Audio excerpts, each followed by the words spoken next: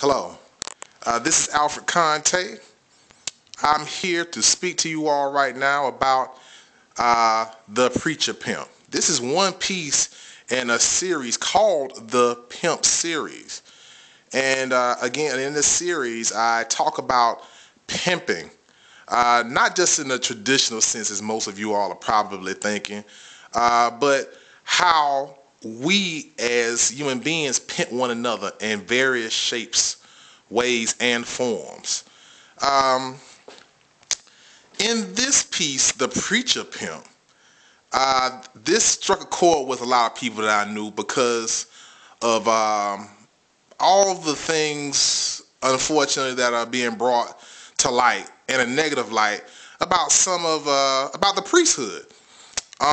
What's going on in the Catholic Church with the molestation, what's going on in the Baptist Church with molestation. Hey, we know here in Atlanta, there is a bishop by the name of Eddie Long.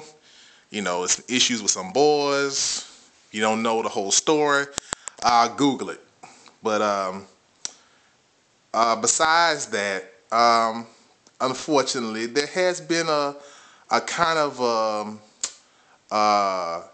a push and pull, a tug of war battle going on, as I see it, with priests at times, and between them being shepherds to flocks of good Christians, and also them succumbing to their more carnal desires, things that are more tethered to the ills and strifes of this world, as opposed to being godly and patterning yourself after Christ. So in this piece,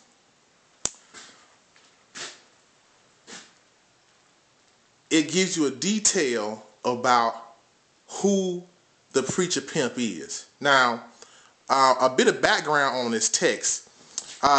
This text comes from the Pimp's Bible, which was written by Alfred Bilbo Golson.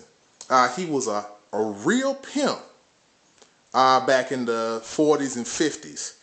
And in his documentation, he cited various types of pimps that he came across over the years. Again, like I said in the beginning, not so much the traditional pimps that you think about, the big hat and the shoes and everything that you see back in those 70s movies, but there are so many other different types, and the Preacher Pimp is one of them that he described.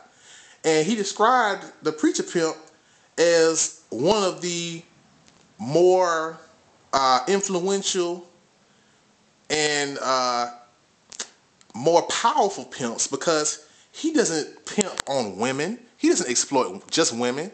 He exploits women, men, children, families, because he comes with the olive leaf of goodwill, with the olive leaf of, I'm here to pastor you and to pastor your family and to bring you close to God. But on the flip side of that, his ulterior motive is to perhaps get in your pockets or get in your bed.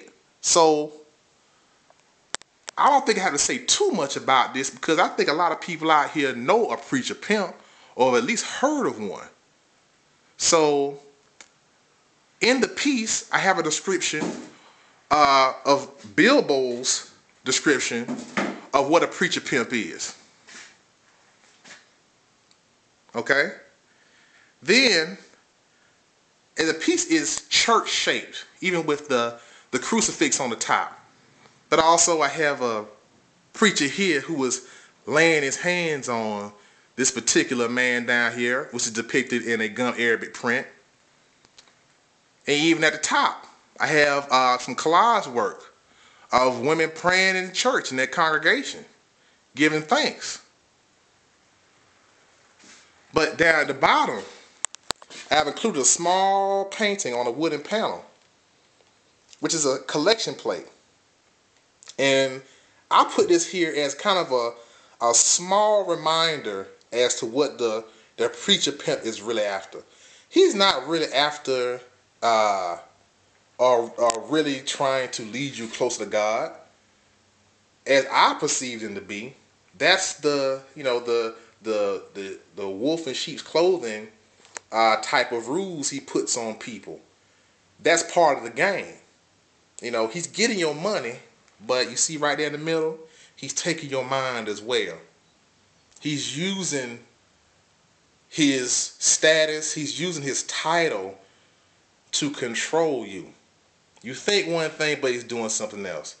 And also, as I've seen, people might even know what he's doing, but he's so indoctrinated into who they are as Christians, and has been such an integral part of their spiritual growth, that people know that he's doing wrong, that he's sleeping around, that he's touching boys or stealing, and they'll still take up for him in the end. So there you go, the preacher pimp. And if you have any questions concerning this, you want to ask me anything, email me at www.contehart.com. And that is CONTEHART.com. I hope to hear some comments from you, and all right, there it is. All right, thanks. Peace.